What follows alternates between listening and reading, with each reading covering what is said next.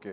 இந்த வம்சாவளின்னு சொல்லி கொண்டு இருக்கக்கூடிய இந்த குற்றச்சாட்டு இருக்குல்ல, இந்த அதிகாரம் குவிந்து கிடக்குகிறது, இதை அகற்ற வேண்டுமென மக்கள் விரும்புகிறார்கள். அந்த வேவை என்னால் பார்க்க முடிகிறது அப்படின்ட்டு நீங்கள் ஒரு சார்ஜ் சொல்கிறீங்க, அவர் ஒரு சார்ஜ் சொல்கிறார். நாங்கள் ஒவ்வொரு முறை தாய்மாமன் சீர் கொண்டு வருகிறார், தாய்மாமன் கூட கொஞ்சம் லேட்டாக கொடுப்பாரு, ஆனால் பிரதம மந்திரி ஒவ்வொரு முறை வரும்போதும் அவர் வருவதற்கு முன்பாகவே அவர் தரக்கூடிய சீர் விடுகிறதுன்ட்டெல்லாம் பேசினார். நீங்கள் கேட்டிருப்பீங்கன்னு நினைக்கிறேன்.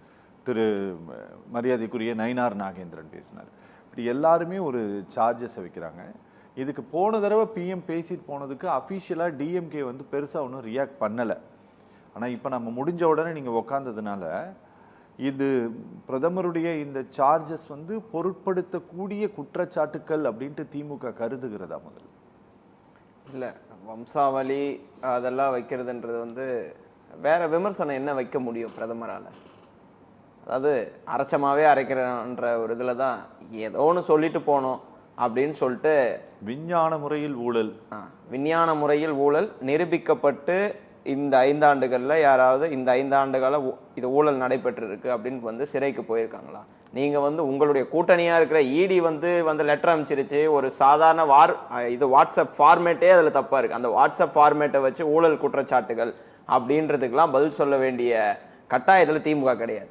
நீங்கள் இடியை கூட்டணியாக வச்சுட்டு, தேர்தல் ஆணையத்தை கூட்டணியாக வச்சுட்டு நீங்கள் இந்த தேர்தலை சந்திக்கிறீங்க. நாங்கள் கொள்கை கூட்டணியாக சந்திக்கிறோம். நான் பிரதமருக்கு பதில் சொல்லலாம் தான் வந்தேன். ஆனால் இங்கே அண்ணன் சத்யன் அவர்கள் பேசியது, அண்ணன் சத்யனுக்கு நான் இப்போ பதில் சொல்ல வேண்டிய கட்டாயத்தில் இருக்கிறேன். அண்ணன் சொன்னாரு 505 வாக்குறுதிகளை எவ்வளவு நிறைவேற்றினோம் என்று திமுகவினரால் கூற முடியுமா? நான் கூற முடியும். 505 வாக்குறுதிகளில் 364 வாக்குறுதிகள் செயல்பாட்டில் இருக்கு. 40 அறிவிப்புகள் அரசின் பரிசீலனையில் இருக்கு. மொத்தம் 404 திட்டங்கள் இது நிறைவேற்றப்பட்டு இருக்கு. ஒன்றிய அரசின் பரிசீலனைக்காக நிலுவையில் இருப்பது 37 திட்டங்கள். 67 திட்டங்கள் இப்போதைக்கு நிதியின் காரணமாக எடுத்துக்கொள்ள இயலாத திட்டங்களாக இருக்கிறது. உடனே அண்ணன் சொல்வார், ஏன் இவ்வளவு வாக்குறுதிகள் கொடுத்துட்டு இவ்வளவுதான் செயல்படுத்த முடிஞ்சிச்சுன்னு. அண்ணன் 2011 இருந்து 2021 வரையும் இருந்தது நீங்க தான். அன்னைக்கு நீங்க 2011 கொடுத்த வாக்குறுதிகள் 186, 2016 கொடுத்த வாக்குறுதிகள் 321, மொத்தமா சேர்த்தனா 507 வாக்குறுதிகள் 10 ஆண்டுல தந்தீங்க. ஆனா அதுல நிறைவேற்றியது 269 தான். ஒரு 55% தான் நீங்க நிறைவேற்றி இருக்கிறீங்க. 238 வாக்குறுதிகளை அதிமுக 10 ஆண்டு காலமாக ஆட்சியில் இருந்தும் நிறைவேற்ற முடியவில்லை. அப்போ நீங்க நிறைவேற்ற முடியாத விட்டுட்டு போயிட்டு நாங்க 505 வாக்குறுதியை சொல்லிட்டு 404 நிறைவேற்றி இருக்கோம். ஆனா நீங்க 10 ஆண்டு காலமாக ஆட்சியில் இருந்துட்டு பாதி வாக்குறுதிகளை கூட நிறைவேற்ற முடியாத சிச்சுவேஷன்ல ஆட்சியை விட்டு போனது யார்? அதிமுக. நீங்க இதை பற்றி பேசுவதற்கு அதிமுக எந்த தகுதியும் கிடையாது. அதே மாதிரி அண்ணன் சொல்றாரு, இந்த மாநாட்டில் ஒரு சில 1000 பேரை வச்சுட்டு 10 லட்சம் பேர் சொன்னாங்கன்னு சொல்லி போலீஸ் ரிப்போர்ட் இருக்கு. வர போற பஸ் எல்லாம் அவங்க கால்குலேட் பண்ணியிருக்காங்க.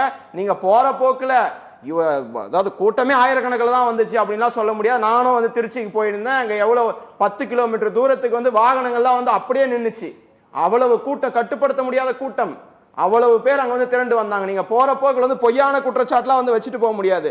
இன்னைக்கு அவர் சொல்றாரு கருத்து கணிப்புல, எந்த கருத்து கணிப்புல சொன்னாங்களோ தெரியல. இன்னைக்கு காலையில கூட கருத்து கணிப்பு வந்திருக்கு, 41% பெற்று திமுக மீண்டும் ஆட்சி அமைக்கும்னு சொல்லிட்டு. அப்போ இவர்கள் தொடர்ந்து ஏதாவது ஒரு குற்றச்சாட்டை வைக்கணும்னே சொல்லிட்டு வராங்க. இன்னைக்கு எதுக்கு வராரு பிரதமர்? இங்க பொதுத்துறை நிறுவனமான இந்தியன் ஆயில் நிறுவனத்துல, அதாவது விரிவாக்க திட்டங்கள், நீண்ட காலமாக கிடப்புல போட்டிருந்த ரயில்வே திட்டங்கள், இதை திறந்து வைக்க வராரு. இதற்கு பிரதமர் வர வேண்டிய அவசியமே கிடையாது. இதுக்கு பிரதமர் வர வேண்டிய அவசியமே கிடையாது. அதாவது வெள்ளை மாளிகையின் ஊடகத்துறை செயலாளர் கெரோலின் லிவிட் சொல்றாங்க, ரஷ்யாவில் இருந்து பெட்ரோலிய பொருட்கள் இறக்குமதி செய்வதில் நாங்கள் சொல்வதை நல்லபடியாக கேட்டு நடந்ததால் ரஷ்யாவிடமிருந்து 30 நாட்களுக்கு கச்சா எண்ணெய் இறக்குமதி செய்ய இந்தியாவிற்கு அனுமதி அளித்தோம். உங்களுடைய முடிவை யாரு சார் எடுக்கிறது? அமெரிக்கா எடுத்துக்கொண்டு இருக்கிறது. நீங்க நாட்டோட பிரதமர், நீங்க நாட்டை பத்தி சிந்திக்க மாட்டீங்க. தமிழ்நாட்டுக்கு பொய்யான குற்றச்சாட்டு திமுக மேல சொல்லிட்டு போறதுலயே தானே நீங்க இருக்கீங்க. அதே மாதிரி இந்தியா யாரிடம் பெட்ரோலிய பொருட்களை வாங்க வேண்டும் என்று, யார் வாங்கக்கூடாது, எங்க வாங்கணும் எங்க வாங்கக்கூடாதுன்றது அமெரிக்கா தான் முடிவு பண்ணுது. அப்போ இந்த கண்டிஷன்ல இந்திய நாட்டை நீங்க கொண்டு போய் வச்சுட்டு தமிழ்நாட்டில் ஏதோ இவர் கண்டுபிடிச்சிட்டாலும், அதாவது மக்களுடைய வேவை என்னால் புரிஞ்சுக்க முடியுதுன்னா, வர்றதே 3 முறை, இதுல எப்படி எந்த வேவை போய் பார்த்தாருன்னு தெரியல. இங்க ஆட்சி ஆளுகிறது முத்துவேல் கருணாநிதி ஸ்டாலின். எத்தனை முறை மக்கள் கிட்ட போயிருக்காரு? 8000த்திற்கும் மேற்பட்ட நிகழ்ச்சிகள், அரசு நிகழ்ச்சிகள் 5 ஆண்டுகள்ல வந்து நடத்தியிருக்கோம். மக்கள் கிட்ட போய் சந்திக்கிறாரு. அப்படி இருக்கிற பட்சத்துல நீங்க அதாவது ஒரு ஆர்டிபிஷியல் ஸ்கார்சிட்டின்னு சொல்லுவாங்க பாருங்க, இவங்களா ஒன்று உண்டாக்கி விட்டுறது இருக்குன்னு சொல்லி. இன்னைக்கு எரிவாயு தட்டுப்பாடு, அதாவது நிறைய ஹோட்டல்கள் வந்து மூடப்பட்டு இருக்குது. அண்ணன் இவர் வந்து நயினார் நாகேந்திரன் சொல்லாரு, நானும் கேஸ் ஏஜென்சி வச்சுன்னுருங்க, தட்டுப்பாடுலாம் கிடையாதுங்கன்னு சொல்லிட்டு. அண்ணன் பாஜக மாநில தலைவர் வந்தாருன்னா நான் கூட்டு போய் காட்டுவேன். எங்க வீட்டு பக்கத்துல 4 ஹோட்டல் மூட்டாங்க. அப்போ இவ்வளோ பெரிய இஷ்யூ நடந்துட்டு இருக்கு. இதையெல்லாம் மறைக்க வேண்டும் என்பதற்காக ஏதோ ஒரு விஷயத்த சொல்லணும் அப்படின்னு சொல்றதுக்காக சொல்றாங்க.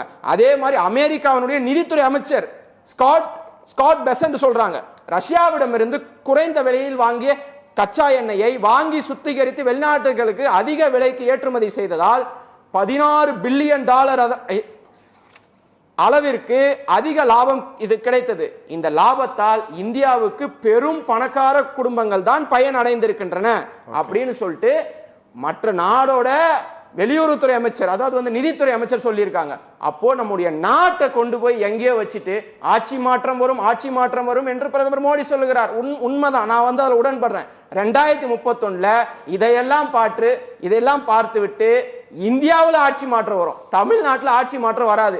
நல்ல ஆட்சி நடத்தி கொண்டிருக்கிறோம். நல்ல பல திட்டங்களை வந்து நாங்கள் இங்க வந்து செயல்படுத்தி இருக்கிறோம். அண்ணன் கோவை சத்யன் அவர்கள் உண்மையாவே வந்து கனவுல இருப்பார்.